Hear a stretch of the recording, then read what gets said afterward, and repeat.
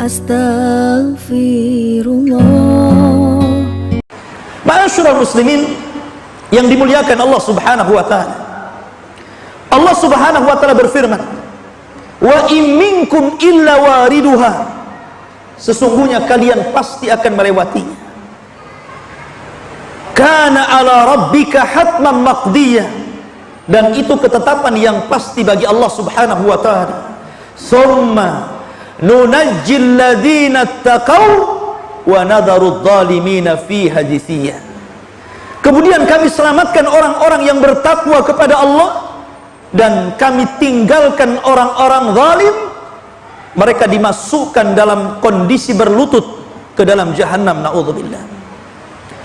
Al-Imam At-Tabari menyebutkan dalam tafsirnya tentang ayat ini. Beliau mengatakan dari sahabat Abdullah bin Mas'ud radhiyallahu an, huwal jisru huwas siratu, dia adalah jembatan atau dia adalah titian di mana adaku minasya'rati. Titian itu lebih halus dibandingkan rambut antum. Wa ahaddu minas sayfi, dan lebih tajam dibandingkan pedang.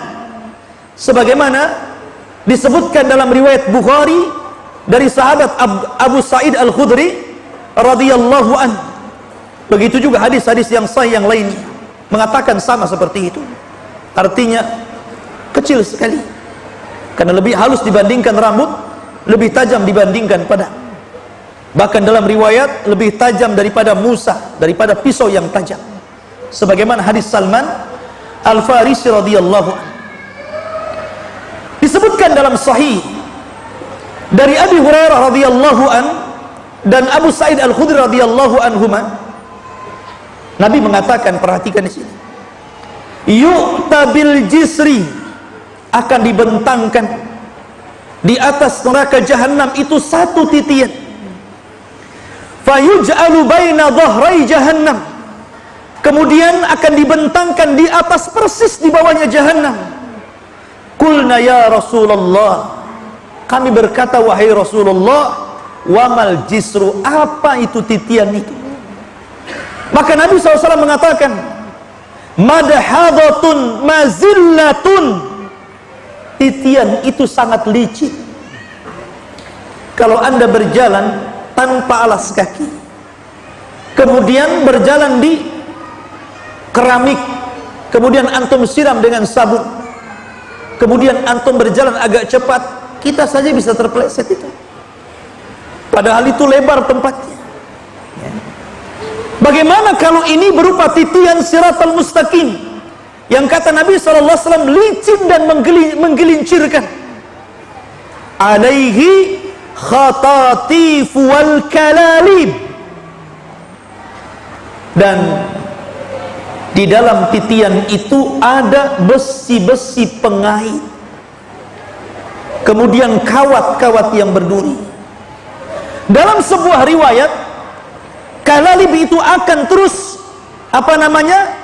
mengayun, kemudian akan menerjang setiap orang yang lewat dalam titian. Saking besarnya kalalib itu, sampai-sampai disebutkan dalam asar mampu untuk menghantam dua kabilah besar, Mudar dan Rabi, sampai dikatakan seperti itu. Jadi kalalib itu yang sangat besar itu, yang berduri itu mampu sekali hantam, bisa mengenai dua kabilah Arab besar, kabilah Mudar dan kabilah Rabi. Bisa bayangkan dua kabilah itu banyak, besar, sekali hantam itu sudah orang berjatuhan. Kemudian wasakatun mafaltahatun laha syaukatun uqaifah takunu bin najdin yuqalu laha sa'dan, dan memiliki duri yang bengkok-bengkok ujungnya, memiliki duri yang bengkok-bengkok ujungnya, dan duri itu seperti satu pohon yang ada di daratan Najd yang disebut dengan Sa'dan. Anda bisa bayangkan, setiap orang yang tersentuh atau terkena ayunan kalalib itu bukan hanya terjatuh tapi juga hancur. Kalau seandainya orang itu jatuh dari titian siratal mustaqim, itu tidak langsung ke jahanam, tapi antum akan melayang-layang di dalam antara siratal mustaqim dengan jahanam itu 70 tahun baru sampai di dasar jahanam, kata Rasulullah. 70 tahun. Sampai-sampai Nabi SAW mengumpamakan seperti batu yang besarnya sebesar unta, kemudian dilempar dari titian, dan itu sampai ke dasar jahanam selama 70 tahun baru sampai. Bagaimana kita? Batu tentu lebih berat. Nabi mempermasalahkan seperti itu. Ma'asyiral muslimin yang dimuliakan Allah Subhanahu wa ta'ala, bahkan dalam riwayat yang lain, fatatala'abu bihim fayatasaqatuna finnar. Bahkan jembatan itu tidak diam. Jembatan itu bukan diam. Kalau antum lewat jembatan pakai motor dan jembatan diam, enak tuh. Jembatan ini tatala'ab. Tatala'ab itu digoyang-goyang. Kalau antum lewat jembatan kemudian jembatannya goyang-goyang, antum jatuh. Jadi jembatan siratal mustaqim itu tatala'ab, memain-mainkan orang yang lewat, menggoyang-goyangkan orang yang lewat. Fayatasaqatuna finnar. Ketika itu orang banyak berjatuhan. Kemana? Ke dalam jahanam. Subhanallah, ikhwatu fiddin yang dimuliakan Allah Subhanahu wa ta'ala. Maka di sini ikhwatu fiddin yang dimuliakan Allah Subhanahu wa ta'ala, ada beberapa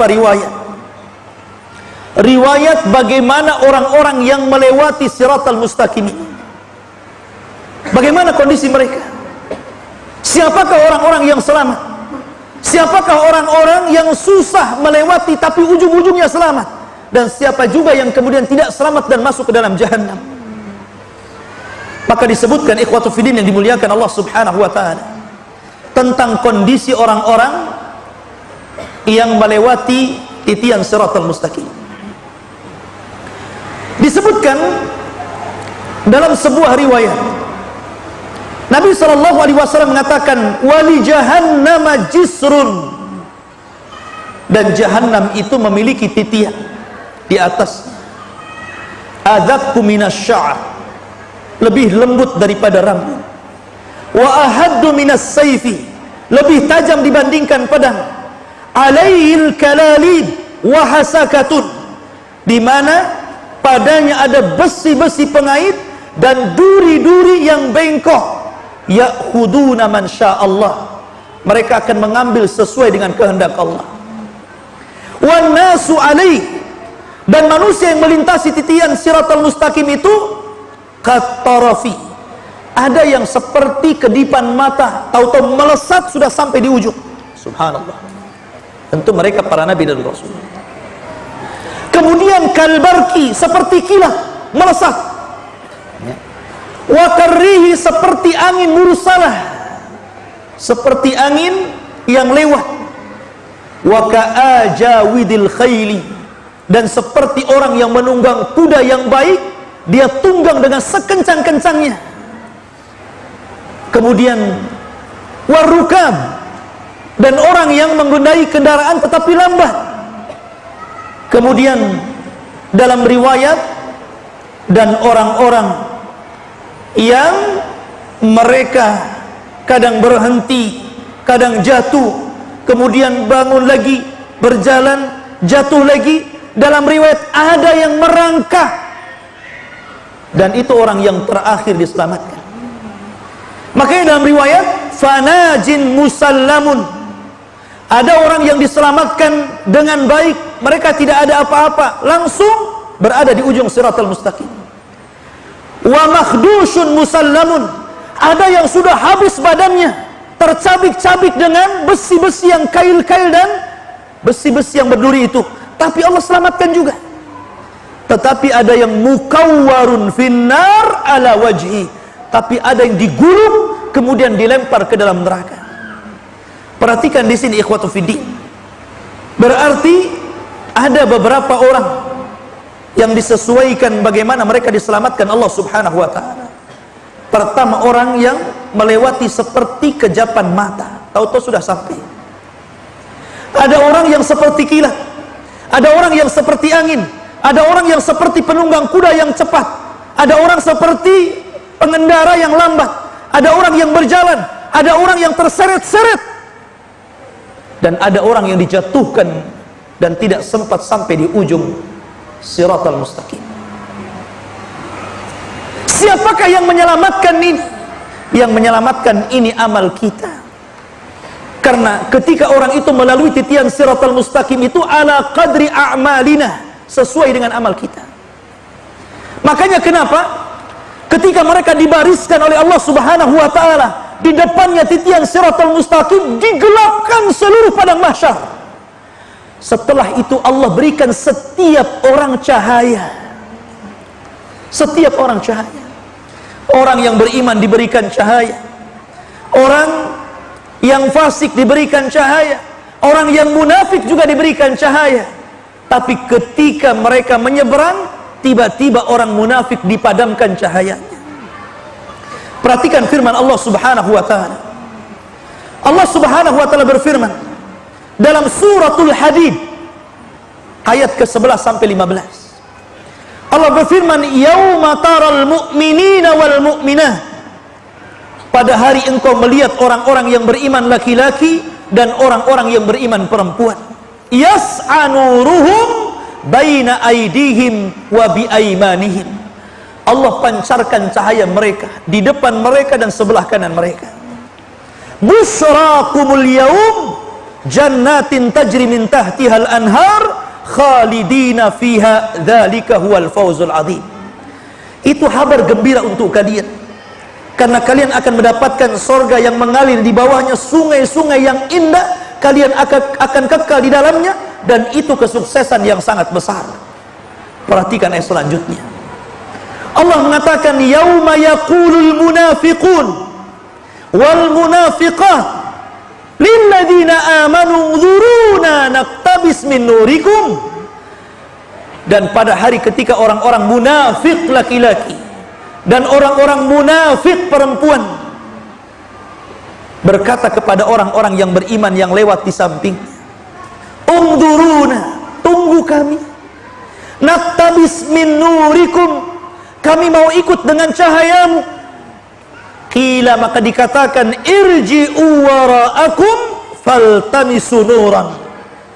Kata orang-orang yang beriman, lebih baik kalian kembali cari cahaya kalian. Faduriba bainahum, maka akan dibentangkan di hadapan mereka, bisurin lahu babun batinuhu fihi rahmah wa zahiruhu min kibalihal adzab. Maka akan dibentangkan satu dinding, di baliknya rahmat dan di depannya adab Allah Subhanahu wa taala. Yunadunahum, maka akan memanggil-manggil mereka. Jadi orang-orang munafik itu akan memanggil orang-orang yang beriman. Alam nakun ma'akum, bukankah kita bersahabat ketika di dunia?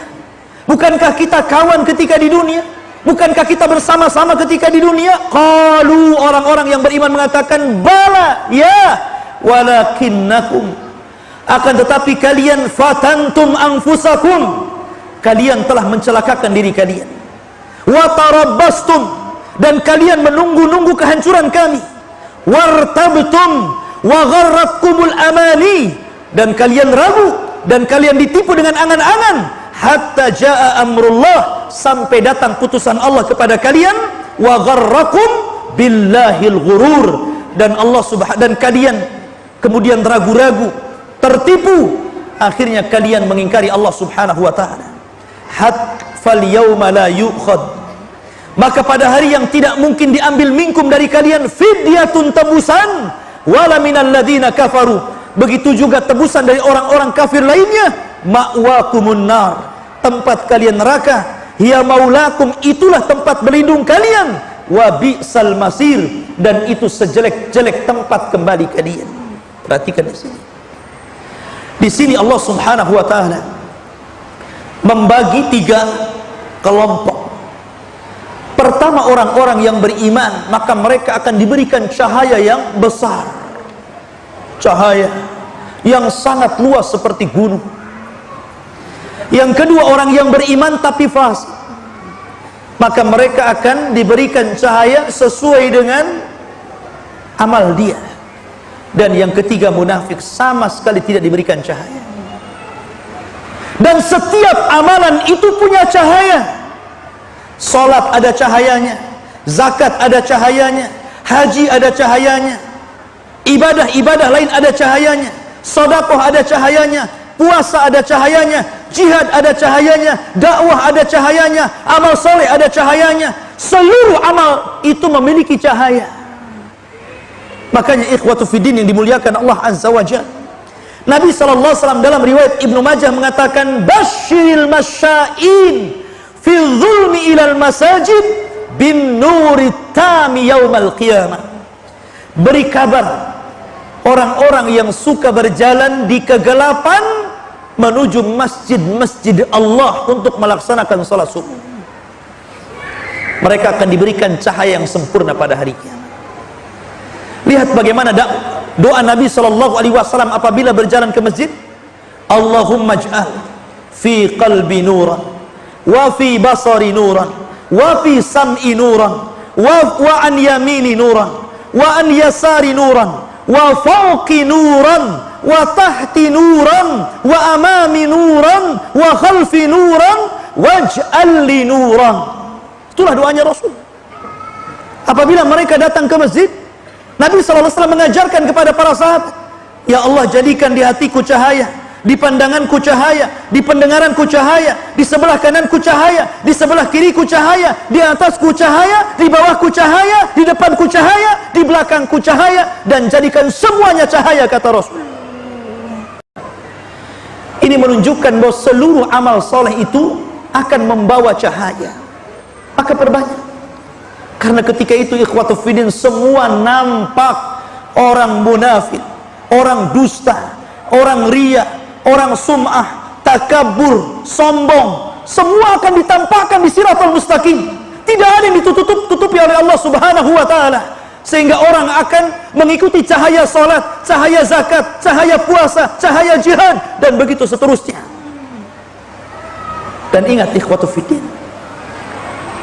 neraka Jahannam yang sangat besar, apinya berwarna hitam, terbentang di antara neraka itu titian siratal mustaqim. Maka sebelah kanan dan kiri ada dua amal saleh yang menentukan bisa tidaknya antum melewati itu. Dalam sebuah riwayat, Nabi SAW akan menegakkan amanah dan silaturrahim. Maka orang-orang yang senantiasa menyambung silaturrahim dipastikan dia bisa melewati titian siratal mustaqim. Dan orang-orang yang menjaga amanah dipastikan dia akan mampu melewati siratal mustaqim. Tapi orang-orang yang memutus silaturrahim, dan yang paling besar dari memutus silaturrahim adalah uququl walidain. Anda durhaka dengan orang tua, itu paling besar orang memutus silaturrahim. Maka anak-anak yang durhaka kepada orang tua dipastikan tidak akan mampu melewati siratal mustaqim. Kemudian setelah itu para kerabat,